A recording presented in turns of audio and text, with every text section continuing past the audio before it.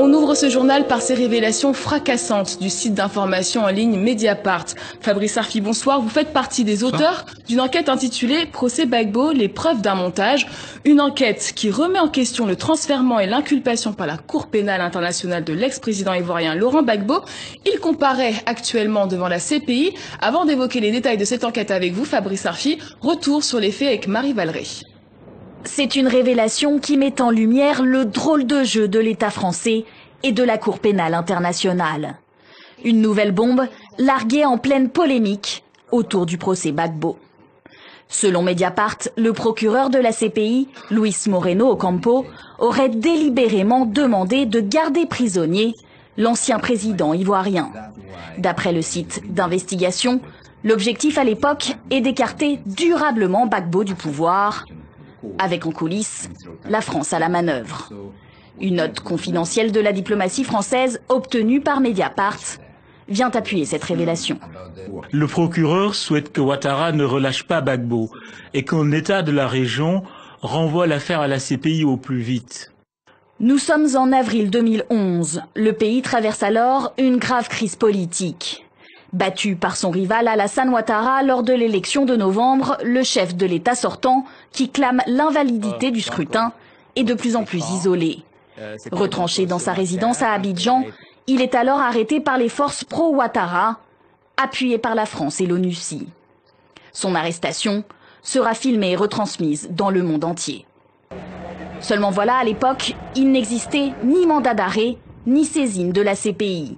La requête ne reposerait donc juridiquement sur rien, selon Mediapart.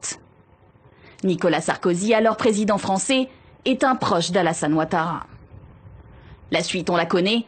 Laurent Gbagbo est transféré à la Cour pénale internationale. Il est actuellement jugé pour crimes contre l'humanité.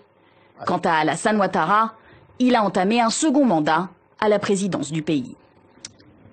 Alors Fabrice Arfi, il y a énormément de révélations dans votre enquête. Et ce qu'on leur retient en premier lieu, c'est que l'ONUCI, la force d'interposition de l'ONU en Côte d'Ivoire, et la France, qui est engagée militairement comme force impartiale, ont pris parti pour Alassane Ouattara. C'est ça que vous affirmez aujourd'hui. Oui, non seulement ils ont pris parti, ce qui a déjà été documenté par de précédentes enquêtes, mais on voit que la Cour pénale internationale, la justice internationale, qui se doit d'être impartiale et indépendante, a été en quelque sorte l'instrument juridique, le bras armé judiciaire consentant d'une opération qui a des airs de France-Afrique, d'éloignement de celui pour lequel, notamment une puissance comme la France, n'avait pas pris parti, quitte à monter hors de toute procédure légale, hors de toute compétence, hors de toute saisine, la désignation d'un homme pour l'envoyer devant la CPI qui juge, je le rappelle, les génocides, les crimes contre l'humanité et les crimes de guerre. Et pourquoi ce parti pris pour Alassane Ouattara contre Laurent Gbagbo ? Il est de notoriété publique que Nicolas Sarkozy, le chef de l'État français à l'époque, est un intime d'Alassane Ouattara. Lui-même, Nicolas Sarkozy, a, dans un livre qui a été publié par des confrères, qui était titré « Ça reste entre nous, un », chez Flammarion en 2014, a fait un aveu sidérant, sur lequel il y a eu d'ailleurs peu d'écho, je trouve. Il a dit « Nous avons délogé Laurent Gbagbo et nous avons installé Alassane Ouattara ». C'est-à-dire que c'est une puissance étrangère, la France, qui, comme au beau vieux temps des réseaux Focard et du général de Gaulle, a fait la partition d'un pays et a décidé de son avenir au mépris de sa souveraineté et de la nation. Et donc dans votre enquête, entre en scène la justice internationale. Et là, c'est le cœur, la Cour pénale internationale, c'est là le cœur de votre enquête. La CPI et son procureur, Luis Moreno Ocampo, auraient agi sous influence française contre Gbagbo. Vous employez même le terme manipuler, c'est un mot fort. Vous affirmez tout cela aujourd'hui. Oui, on l'affirme, ça sort pas de notre chapeau, et nous, il ne s'agit pas de prendre parti. Moi, je ne suis pas juge, il y a peut-être des choses à reprocher à Laurent Gbagbo, mais ce que nous voyons, c'est que le premier procureur de la Cour pénale internationale, monsieur Ocampo, a été en contact, y compris direct, avec Alassane Ouattara au moins dès le mois de décembre 2010, alors qu'il n'y avait pas de troubles manifestes en Côte d'Ivoire, et qu'en avril 2011, alors qu'il n'est pas saisi, que la Cour pénale internationale n'a pas de compétences et qu'il n'y a pas de mandat d'arrêt, il prend contact avec le camp Ouattara par l'intermédiaire de la diplomatie française pour demander de surtout garder sous les verrous et emprisonner Laurent Gbagbo et qu'il faut très vite se débrouiller pour saisir la CPI pour monter un dossier contre lui. Et justement, 7 mois après, Laurent Gbagbo est transféré à la Cour pénale internationale alors que son dossier est vide d'après vos révélations. Quels sont les éléments qui vous permettent d'aboutir à cette conclusion? Nous ne disons pas que le dossier est vide. Il y a un procès, nous ne sommes pas juges, c'est pas à nous de qualifier ça. Mais ce qu'on voit, c'est qu'il y a eu d'un côté comme de l'autre des suspicions de crimes de guerre qui ont été commis.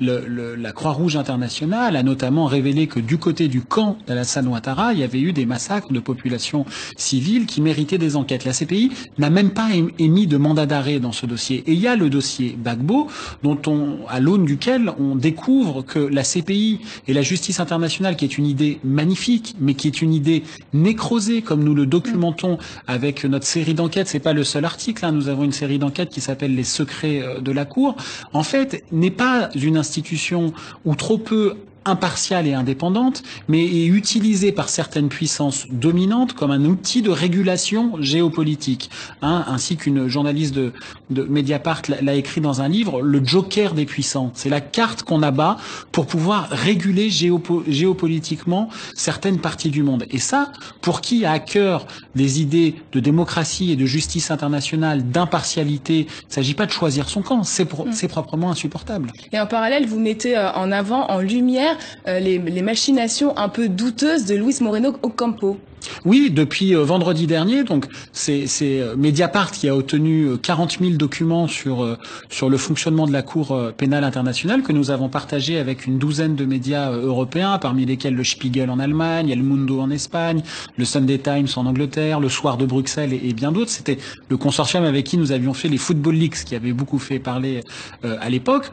Nous montrons les dysfonctionnements majeurs de la Cour pénale internationale sur un certain nombre de dossiers et de son premier procureur, son procureur fondateur en quelque sorte, Monsieur Ocampo, qui a été à la tête du parquet de la Cour pénale internationale de 2003 à 2012. Et nous avons notamment révélé que Monsieur Ocampo, pendant qu'il était procureur, avait des sociétés offshore dans les pires paradis fiscaux du monde, que ce soit au Panama ou dans les îles Vierges britanniques, ce qui là entre aussi en contradiction avec les statuts du procureur. Ou comment, dès qu'il a quitté la CPI, lui qui était censé défendre l'honneur de la justice internationale sur des génocides et des crimes contre l'humanité, s'est mis à conseiller de potentiels criminels de guerre pour empêcher qu'ils se retrouvent devant la CPI. C'est notamment ce qu'il s'est passé pour le Kenya avec M. Kenyatta ou avec la Libye et le maréchal Haftar. Et il y a une question sur les partisans de Guillaume Soro et les rebelles pro-Ouattara. Ils ont été épinglés plusieurs fois par des organisations de défense des droits de l'homme. Et aujourd'hui, ils ne sont toujours pas inquiétés, voire même dans votre enquête, vous parlez du fait qu'ils sont protégés. Alors, en tout cas, on n'a pas utilisé le mot protégé, on a utilisé le mot épargné. De fait, les mots ont un sens, ils sont judiciairement épargnés. Et on voit bien qu'il y a eu une intrication, une complicité entre la CPI et Alassane Ouattara, quand même ce procureur Ocampo qui discute avec l'une des deux parties prenantes, qui demande à ce que l'une des deux parties prenantes d'un conflit, d'une guerre qui est née d'un conflit électoral, maintienne en détention le chef de l'État, qui est quand même le chef d'un État souverain, alors qu'il n'est pas saisi. Ça pose de très lourdes questions. Et dans le même temps, le camp Ouattara, qui est, d'après, je redis, hein, la Croix-Rouge internationale, qui serait susceptible d'avoir commis des crimes de guerre, lui, n'est pas poursuivi. Donc, vu objectivement, factuellement, la situation paraît être totalement déséquilibrée, avec encore une fois une CPI qui est utilisée comme un outil de régulation géopolitique. Et une dernière question rapidement, en plein procès de Laurent Gbagbo, est-ce que vous pensez qu'aujourd'hui l'actuel procureur Fatou Bensouda aura plus d'éléments contre Gbagbo que son prédécesseur ? Ah ça je sais pas, mais le dossier est déjà fait, hein. Donc alors il y a des auditions à huis clos, on ne sait pas tout ce qui se passe. Manifestement le procès a du mal à documenter ce qui est reproché à Laurent Gbagbo. Mais encore une fois, moi, je suis pas là pour innocenter Laurent Gbagbo. En revanche, je peux dire de manière documentée que la CPI a montré contre lui un dossier alors qu'elle n'était même pas saisie et qu'elle était dans la main de la France et du camp adverse, ce qui pose de grands problèmes. Merci beaucoup Fabrice Arfi d'avoir accepté notre invitation ce soir. Merci. Et nous venons de l'apprendre suite aux révélations de Mediapart, la Cour pénale internationale vient d'ouvrir une enquête.